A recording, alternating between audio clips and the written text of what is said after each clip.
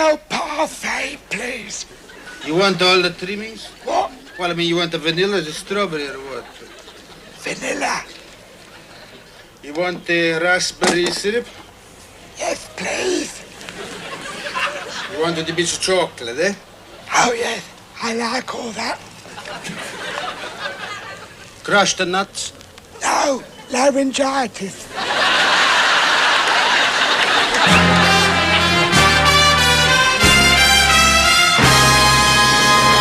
Another lonely midnight in L.A. The silence was so dense they must have shipped it over from Ireland. Down on the sidewalk, a few cheap punks were mugging a big blonde who weighed about 900 pounds. She looked like a model for Concord. As I lit another cigarette, I felt lonely. I hadn't felt a woman's soft skin in weeks. Lately, the only thing I'd felt was old. She had woman written all over her. I didn't like myself for what I was thinking. Her lips parted, sweet as honey. She smelt like fresh baked bread. Her hair was the color of coffee. She had a chip on her shoulder.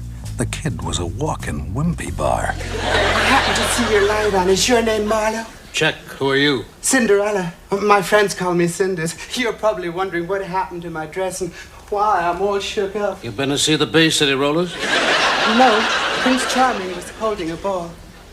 No comment. Where did this happen? At the palace. I stepped out of my golden coach and checked in around 8 o'clock. Straight away, I saw this Prince Charming, a nice, sweet, high-class guy. After I'd been to powder my nose, I sat there trying to pluck up courage to ask him to dance. Wasn't there a ladies' excuse me? Why, sure. Where do you think I powdered my nose? Anyway, just before midnight it happened. I was locked in his arms on the ballroom floor. It was the start of a beautiful friendship. Yeah, the kind of friendship that ripens into rape. Okay, want to take a look at some mugshots, see if you can pick them out? Your brains need disinfecting, Marlowe. Prince Charming's Mr. Clean, a good guy. I bet you've never even seen a prince. Sure, lots of times in the police lab. What kind of prince do you see in a police lab? I thought you'd never asked. Fingerprints. So what do you expect after midnight satire? Go on with your story. Well, the evening panned out pretty much like my fairy godmother had predicted. Your godmother is a fairy? And very big with the magic. Want to know what she can do with a pumpkin? I'd rather not. She sounds like a sick queen. Midnight struck, and powie, my ball gown disintegrated. I'm out in the street dressed in rags. It was an unlikely story. About as credible as finding Moira Anderson doing the centerfold for Playboy. Gee, it's a dirty world, Mom. It's the only one we got, kid. Do you live with your folks? Doesn't everybody? I've got 2 ugly sisters and a wicked stepmother. Oh, yes, then there's Buttons. He's a funny little guy. Sometimes I have trouble with Buttons. Right now, I was having trouble with mine, figuring how I could stop them popping across the room like shelled peas. She was something for sore eyes, and I don't mean ointment. Rags and all, she had dignity. She knew how to hold herself, which is a cute trick when you're on a train with no corridor. She saw me watching her. Looks to me like you got a hunch. No, it's just the way I'm sitting. Oh, my God, it's Prince Charming. He must have followed me here. Looks like Loverboy put a tail on you. No, it's just the way I'm standing. I can't let him see me in this state. So take my car and drive to Texas.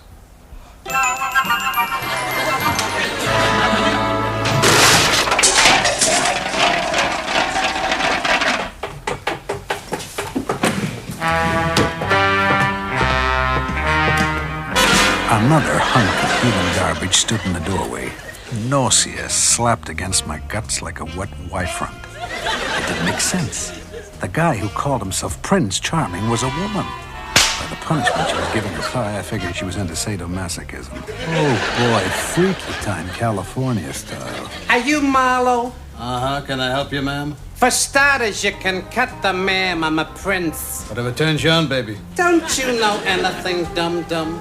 Aladdin, Dick Whittington, Robinson Crusoe, you name it. The principal boy is always a girl. And I suppose every dame is a man. Natch, that's the fun of it. Fun, and my day was a federal rap. Oh, rise up, Marlowe. It's Christmas. It's pano time. Correction, it's quitting time. There's $10. Go buy yourself a dress and play with the boys. Don't drag a sweet kid like Cinders into your kinky little games. Take a look at this. It's a glass slipper. Chances are that Cinderella dropped it when she took off from the palace. Made in Los Angeles. Weren't we all? Do you happen to know what became of the other slipper? It felt like a giant sewer. It opened at my feet and I dived in. People from my past life flashed before me until they got booked for indecency. I opened my eyes. The office was full of strangers. Oh, relax, Marlowe. Somebody roughed you up. You've got a great crack on the back of your head. Read it out. I could use a laugh. Who are those two guys? Esmeralda and Petronella. They're my sisters. Those two guys are sisters? Here we are again. The old sexual free-for-all. Keep your voice down. Boy, are they ugly. Who are you calling ugly? In a good light, I could pass for Lee Remick. You couldn't even pass for Lee Marvin. You transvestites kill me. Is that an invitation? Okay, cool it, sisters. I have here one glass slipper. And whomsoever it fits will become my bride. But, take a look at this. A princess, what I always wanted. Feet-wise, the ugly sisters didn't have a leg to stand on. It's a rip-off. The first frail was too broad. The other broad was too frail. Cinders figured she was home and dry. She didn't know I'd played dirty and switched the slipper. If anybody was going to hear wedding bells, it was me. Prince Charming was built like a beer truck. She was a packet of trouble. The kind of packet that should carry a government health warning. But she was what I wanted. For keeps. I'll get my own private dick.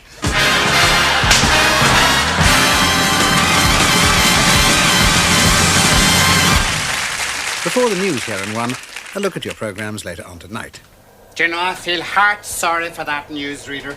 He's sitting down there alone on Christmas Day.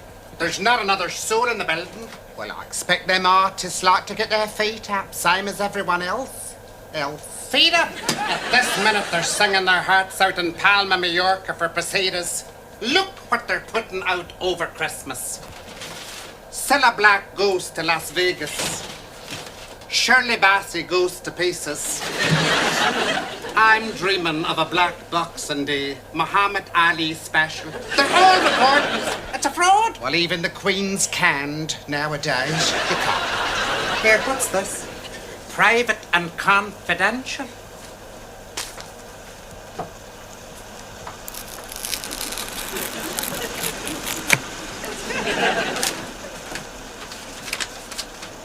As Boxing Day this year falls on a Sunday, at the request of our Gentile personnel in the newsroom, they will be excused duties on this day. All news bulletins will be read by Mr. Maury Kaplan, an employee of the Jewish persuasion. Oh, they can be persuasive. Last Sunday on the Chapel Street Market. Shut your face, woman. Can we see this Mr. Kaplan on this one? No, this one.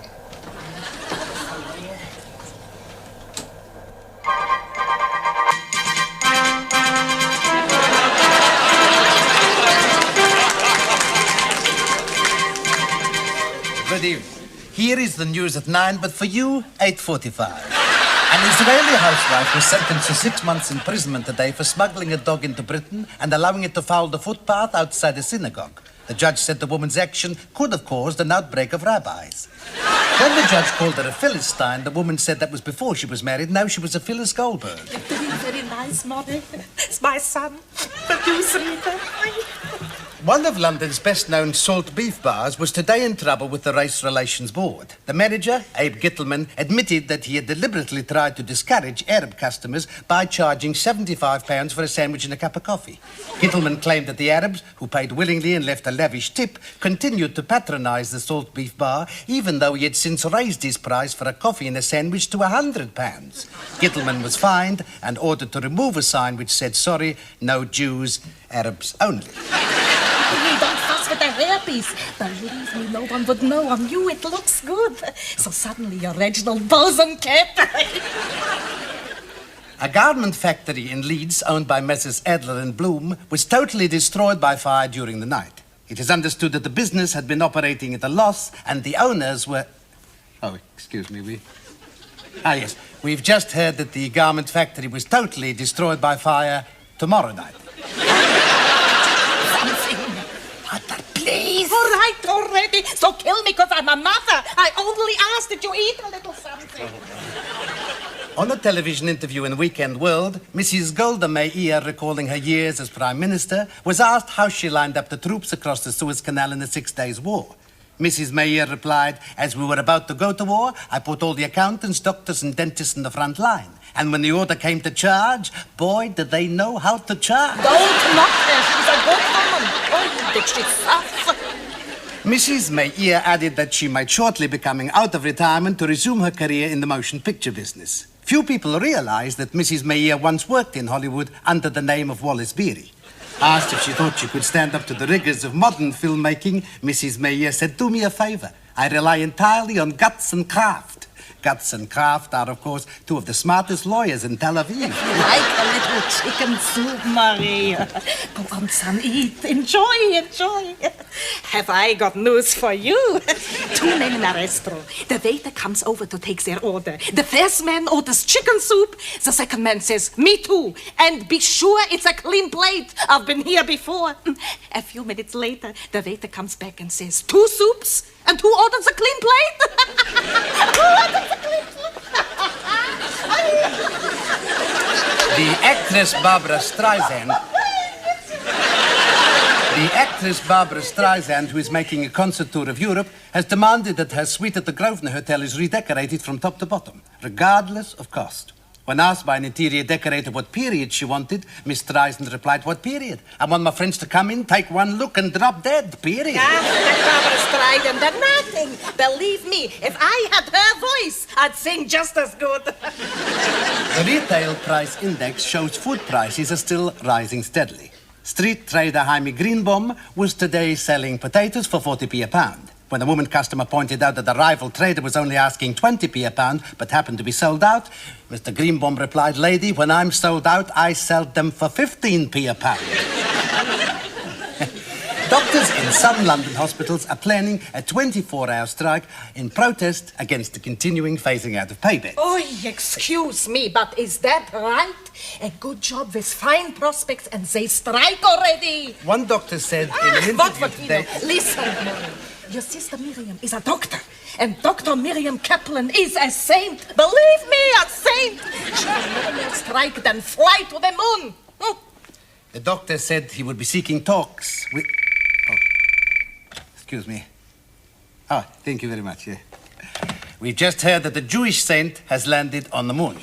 A small step for man, a giant step for Golders Green. And that's the news for now.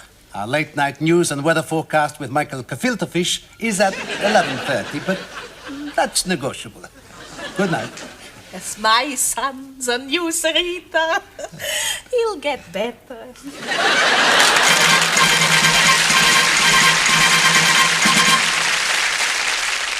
You're watching BBC One. Later tonight, your screens explode with the Bruce Fosdyke Show.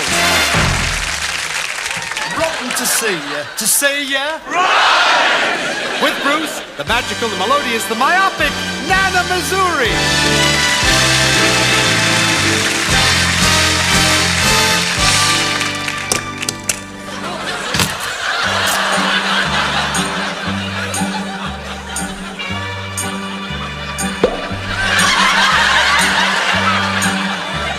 Bean Green and Sherry Lewis. How come, Lamb Chop, that you became the star of the act and me the puppet? It's so unfair. That's show business.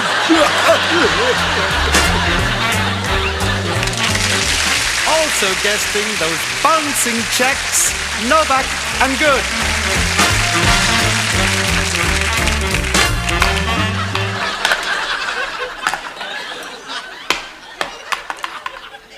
You're late! Didn't they? I don't know. One of those winter colds, you know, all snuffly. Just this morning, I woke up early, turned to Anthea and said, "Don't you hate that stuffed up feeling in the morning?" She said, "I rather like it." She'll have to go. If Anthea was just called Marge, I'd love to flog her too. For the generation gap gets wider when you have to perform on cue. Huh?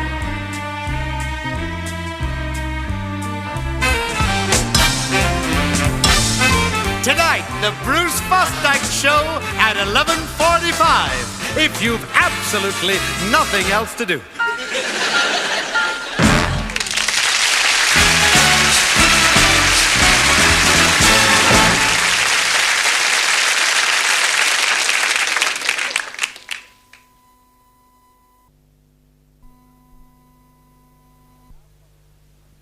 There now follows a Christmas appeal. Good evening. Christmas seems to me a very appropriate time to come into your homes and talk to you about the national campaign for the morally inhibited. You're probably sitting there saying, "Oh, sod it, here's some silly fart making another appeal for charity." If you are, then consider yourself fortunate, because you are obviously not inhibited. In Britain today, there are more than 12 million men, women, and children who suffer from inhibitions. 12 million people. Now that's a sobering thought, or if you're totally uninhibited, one to get good and pissed on. These 12 million are fully aware of the blessings of today's permissive society, where a TV license is renewed every year, but sexual license lasts forever. They would dearly love to throw off their guilt feelings and their repressions and run through Tesco's yelling knickers. But sadly, they are unable to do so. They are inhibited. They even look the other way when they take a bath. Their children shy away from showing each other their biggles. Many of them will never know the freedom the rest of us enjoy when we stroll into a back street bookshop and eagerly thumb through Red Hot Ruby, the Young Nympho, or whoever happens to be behind the counter. As you enjoy what's left of Christmas, I beg you to spare a thought for all the inhibited, those unfortunate people who even have their morning copy of The Sun delivered in a plain wrapper in case of the photo of Miss Telephone Girl 1976 exposing her knockers on page 3. You may be wondering how you can help. Well, if you know some inhibited old bugger who lives alone and wouldn't say boo to a goose, why not pop round and goose him? Often a friendly word or gesture can mean so much. Perhaps you have a neighbor of whom it is said butter wouldn't melt in his mouth. So do the friendly thing and find out. Butter isn't all that expensive. Must we condemn this section of society to a lonely life fantasy where pleasure is battery operated and we live in the vain hope that the milkman will one day deliver more than a pint of gold top and a low-fat yogurt? They're the sort of people who have never heard of the national campaign for the morally inhibited and the wonderful work they do. They would learn how Jackie, a young friend of mine, had been helped in the long, painful struggle against inhibitions. Jackie was a tremendous ballroom dancer, glorious red hair, lovely figure, but acutely miserable about slipping into the kind of frilly sequin ball gown that most girls would enjoy wearing. Now, thanks to NCMI, Jackie is totally cured, and not only reigns supreme on the ballroom floor, but is much admired by all his mates on the building site. It may surprise you to know that I speak from experience, as I myself once suffered acutely from inhibitions. Totally inhibited, up to my late teens, I would find myself blushing at the very mention of anything smutty or erotic. I was strongly against sex on television, because whenever I tried it, I kept sliding off the top of the set. I'm afraid it's only at moments of tragedy that the world takes a long, hard look at the inhibited, and it has always been the same throughout history. Shakespeare himself, though no prude, was a painfully inhibited man. Much as one admires his magnificent plays and poetry, wouldn't we have admired him even more if he had openly declared I'm a poof and the Dark Lady of the Sonnet is really a bit of rough trade from Southern? Alas, poor Will Shakespeare didn't have the national campaign behind him. Only the lad from Southwark. A lot of money is spent annually in trying to help the inhibited, but more is needed. And I'm sure you'd like to help. £5 may not be enough to let it all hang out, but it's a start. £10 would provide and furnish a modest orgy for 4 people in need. Do send something, and send it now as 1976 reaches its climax. Address your envelopes to me, Faith Douche, care of the White House, Littlehampton. And a very happy New Year to you all.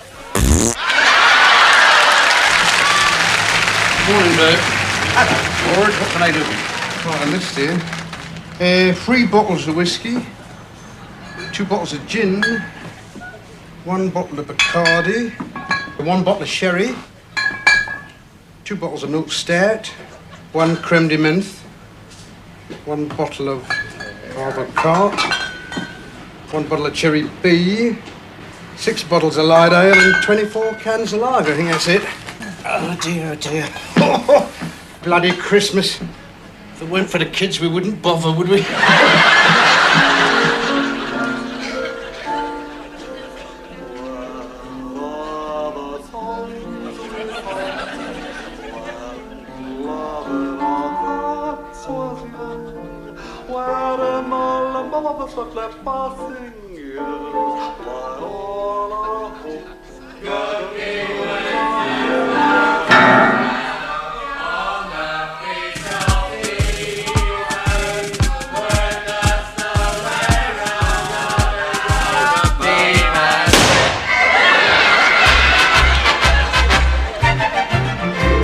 Christmas comes but once a year, and that is once too much, I fear, for someone who deplores the festive season.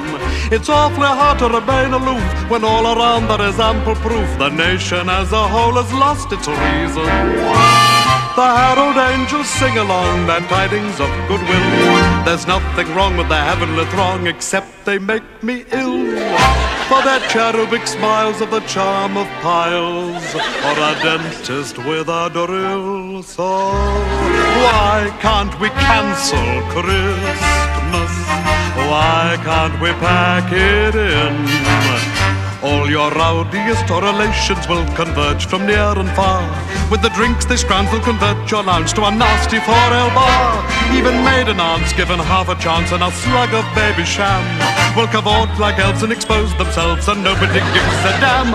Then your nephew discovers puberty and celebrates with gin. Why can't we cancel Christmas? Why can't we pack it in? Why can't we cancel Christmas? Why can't we let it drop?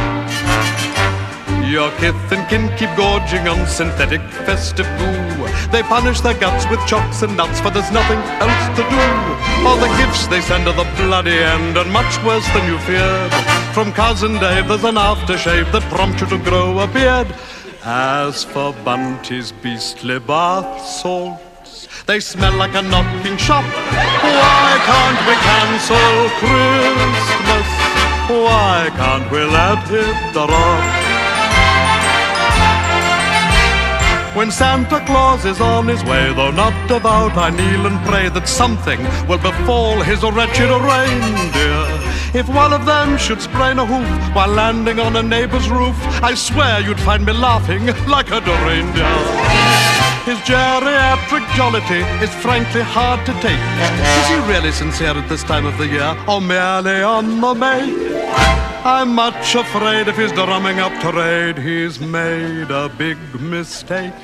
Oh, why can't we cancel Christmas? Why can't we pack it in? The kiddies just adore it and they make a joyful noise. They lie on the mat and neuter the cat with educational toys. As for baby Sue, who is barely 2, it's a day she won't forget. She turned quite puce when a piece broke loose from her brother's erector set. So God rest ye merry gentlemen, and try to ignore the din. Why can't we cancel Christmas? Why can't we pack it in and stuff the turkey? Why can't we pack it in and bring back hanging? Why can't we pack it in?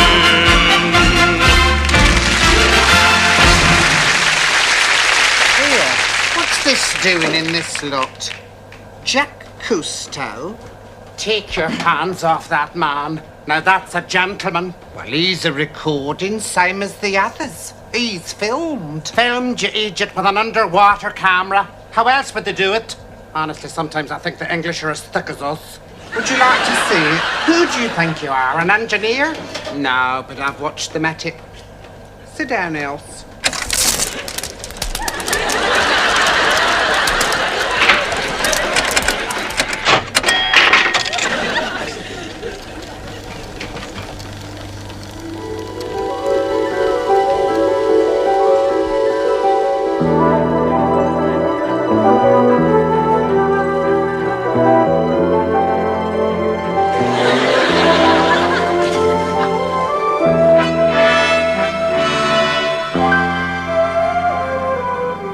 Here in Margate, we hope to realize my boldest dream and unlock the secrets of the deep.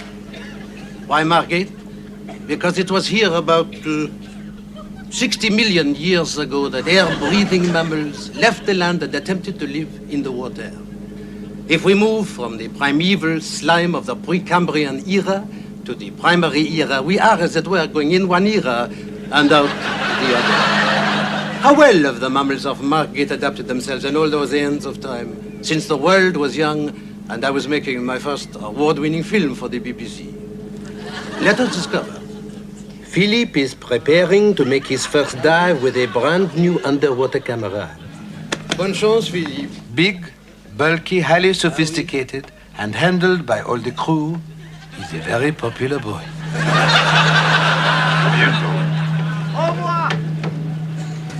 Philippe explores the crystal clear water so rich in nutriment and the byproducts of the effluent society. Here in this silent world, where tissue-thin plankton floats side by side with tissue-thin anthrax, where air pockets and fag packets add to the daily miracle of pollution, man is an intruder. Philippe makes a poignant discovery. Is this some relic of a sunken ship, evidence perhaps of some beings from the Golden Hind? It is often said that hind means beings. But now there is excitement aboard the Calypso. One of the Margate mammals has been spotted swimming freely alongside our bow. As the creature turns to face us, it reveals itself beyond doubt as a young adult female. Eve slowly lowers the net so we can haul her aboard. And with the aid of our oscilloscopes and television cameras, we shall establish an audio-visual record of her behavior pattern. Or, if all else fails, settle for a little nookie. The young creature emits peculiar sounds from the blowhole on the lower part of her face. Though catapulted from the exuberance of play to sudden captivity, she seems inclined to trust us. This trust we must not betray. Although she obviously belongs to the vertebrate family, we do not as yet know if she is a carnivore, an omnivore, or some other kind of ore. Relying on both sight and sound, she inspects her surroundings and seems not at all distressed by the presence of our TV cameras. The famous naturalist William Beebe once remarked most pithily, on an occasion when he was most pithed, in the Margate scrub air, we have a species that is not only fairly common, but dead common. I think there used to be a chiller.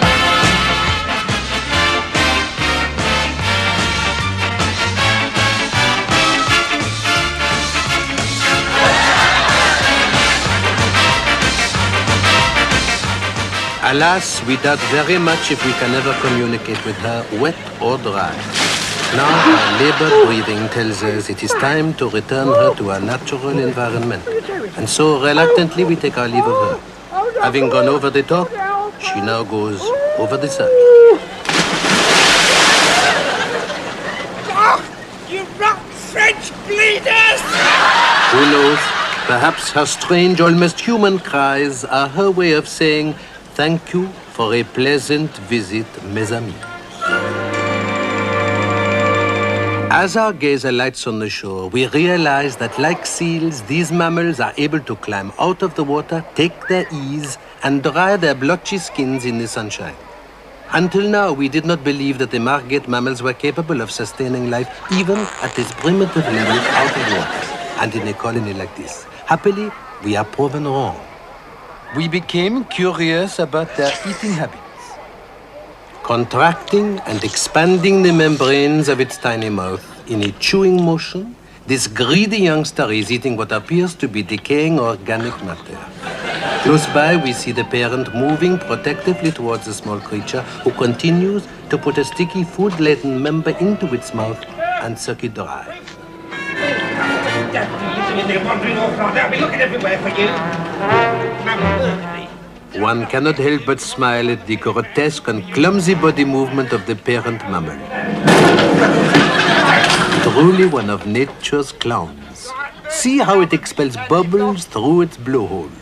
How strange it is within this species that on occasion the offspring feeds the parent. But this is the lighter side of marine activity.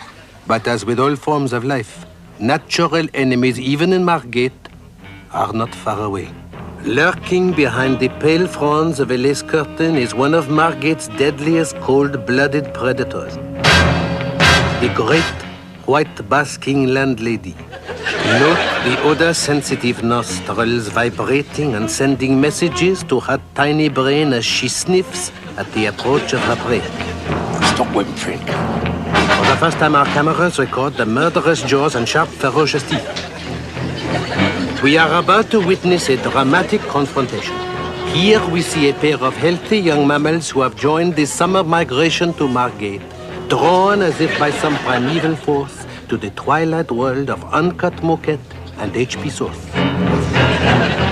But their resources are limited, and the simple, warm-blooded creatures decide to seek comfort and nourishment next door.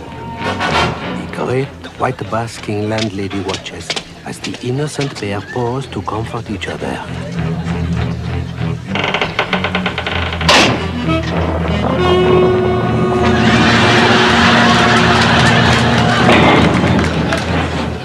But she is a dangerous, cunning, and complex creature, and is not cheated so easily of our tasty prey.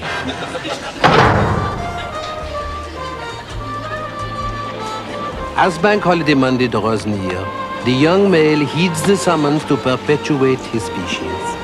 Here, a grass-covered sand dune is about to conceal one of the most interesting chores that nature has devised.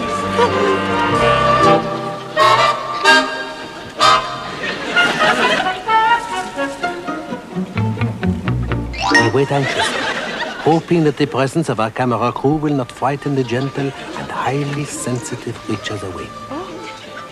Recalling our successful experiments with the timid dolphin, Eve suggests we try to tempt these creatures into the open by offering them a small delicacy. Oh, look, Harry, how are you doing? You haven't dried yourself properly. Sometimes our scientific observation can produce unpleasant surprises, and this was one of them. We made haste to the safety of Calypso, eager to rediscover the magical world of silence, fathoms deep beneath us. Once again, we shall dedicate our discoveries to the benefit of mankind, and at the same time, goose up our overseas sails.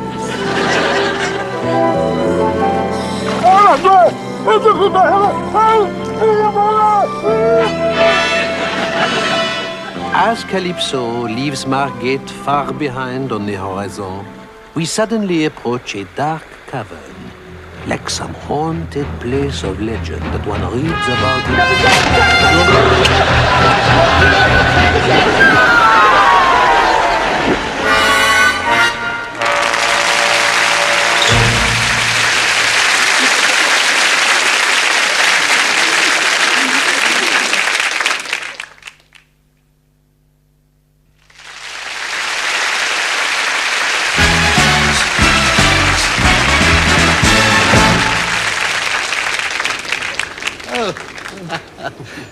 Lovely Christmas morning. Yes, lovely.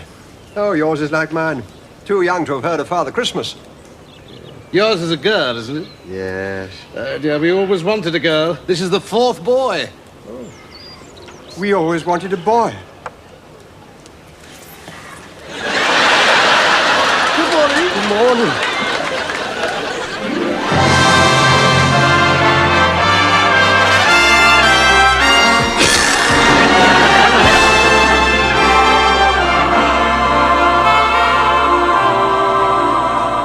May I remind you that this magazine is one of the last bastions of femininity.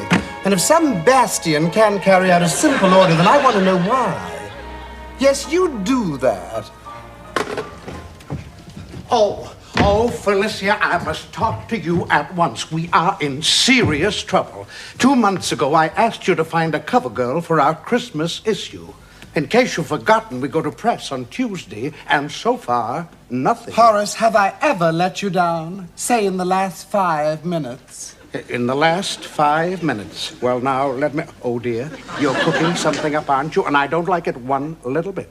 Now, I suggest we use that cute redhead from the model agency. Over my dead but durable body. But she's like a breath of the 1930s. So was the Munich crisis. The Munich crisis? Well, I don't know about the Munich... You're jesting, aren't you? The Munich crisis. Now, look, Felicia. Hold it, Horace. Wait till you see my discovery. Send in Lois Latnick.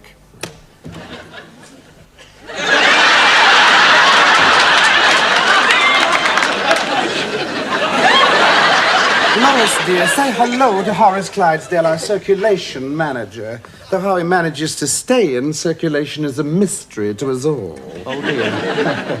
Oh, my word. May one inquire, is it Miss or Mrs.? It's mess. Oh, she means miss. Oh, I don't know, though. Felicia, a word in your ear. What are you trying to do? Ruin me?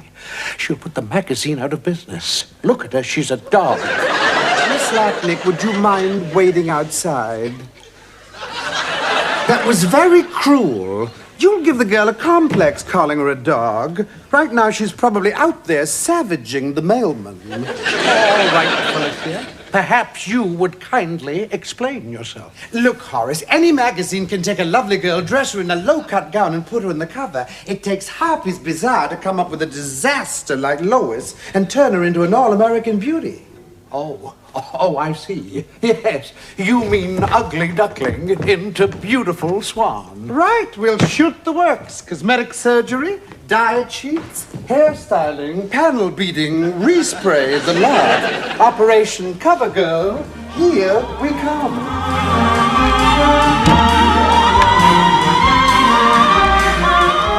Here she is, Waldo, as promised. Give her the full treatment. By 4:30, I want this kid looking like a mixture of Hedy Lamarr, Helen of Troy, and Salome. Oh, and if you finish early, you can try another miracle like parting the Red Sea. Well, what are you waiting for? Let me see her.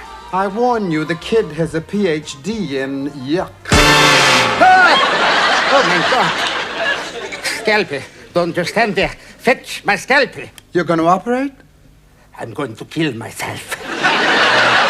Oh, God. I've seen better skin on a salami. Oh, who are we kidding, Felicia? It will never work. Look at her. She is a hymn to cholesterol. So Lois has a weight problem. It's only puppy fat. Some puppy. She looks as if she had a Great Dane stuffed up her dress. Oh, well, we can but try.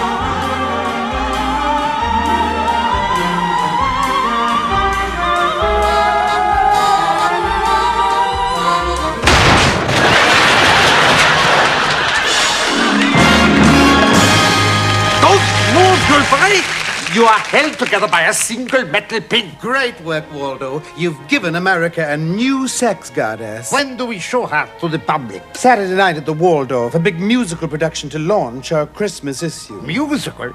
But what about her speech defect? And her accent is pure kraut. Well, so was Marlena's and Hildegard Neff's. She has to sing, too? Does she have a good ear? Well, you should know you moved it 6 inches.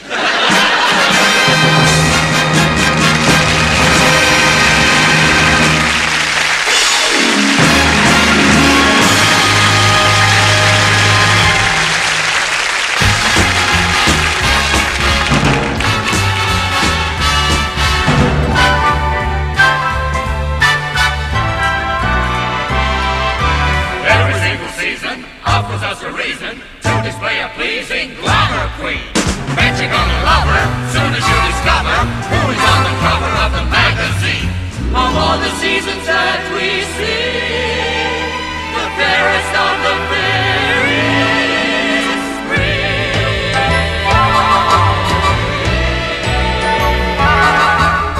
Out come the buds in springtime, up go the shoots in springtime, all seem to know they've to grow. Daffodils, rising snow, drops can be surprising, they say hello through the snow.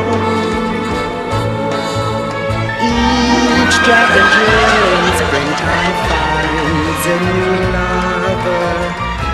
Not only sap is rising, they will discover. Up goes the crocus shyly. Tulips I thought of highly. Down near the Hague, they're a plague. Up come the seeds and blossom. Up come the weeds and cause them all to go gay with their spray.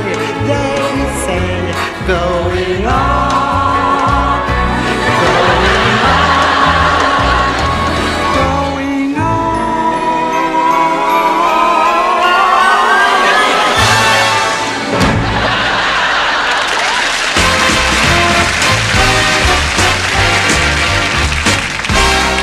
Every single season offers us a reason to display a pleasing glamour queen.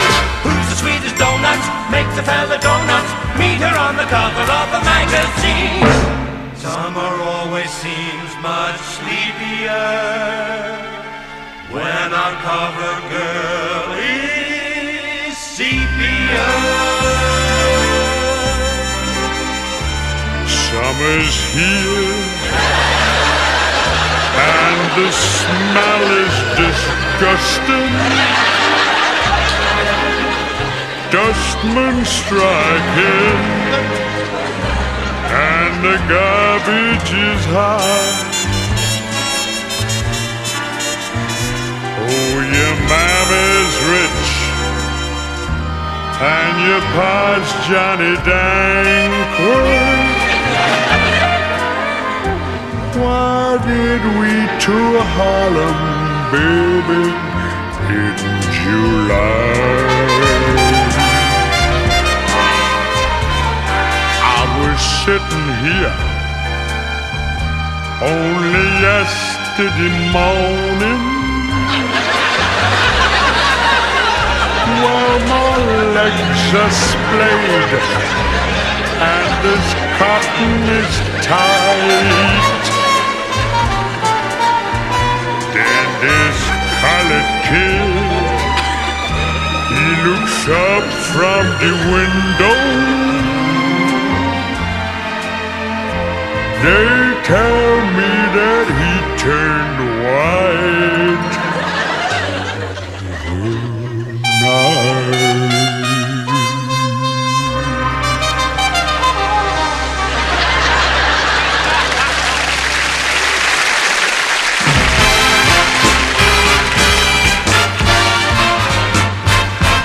Every single season offers us a reason to display a pleasing glamour queen.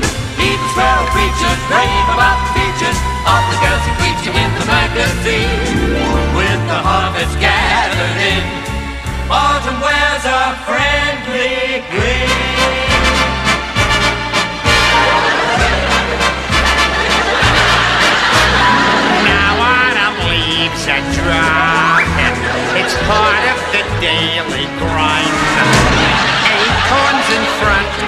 carpet while my ashes bear behind. Sycamore and acacia faded beyond recall. I love the big empty space here after the fall. Icy winds blow my poplars, guess that they'll soon go down. Pretty soon I'll be topless, even my cherries brown. Autumn is sure a tough time for every leaf, big or small. It's shaking and stripped in a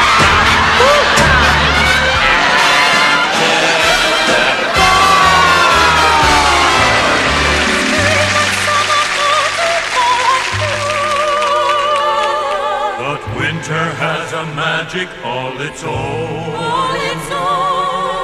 Listen to the sleigh bells as the snowflakes whirl.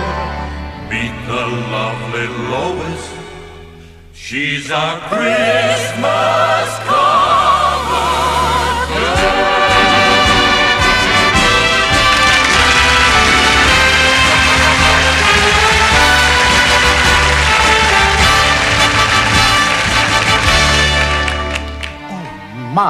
I can't believe my eyes. You mean that divine creature is Lois Latnick? I thought that kind of beauty went out with Helen of Troy. Oh, Lois isn't choosy. She'll go out with anyone.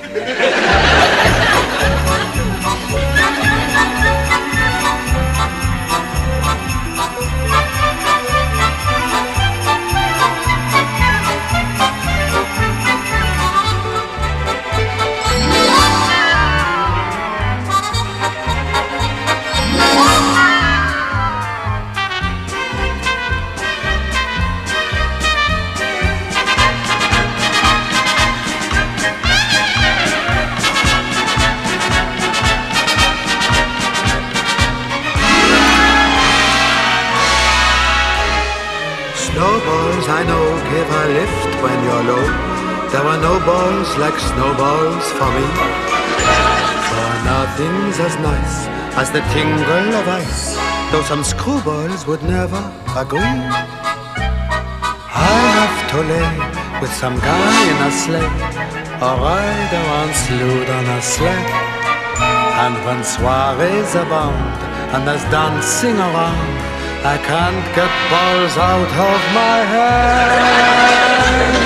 You can depend on the snowballs, my friend, though your hopes and ambitions fall through. That's why we send you balls without end. Merry Christmas. Merry Christmas. Merry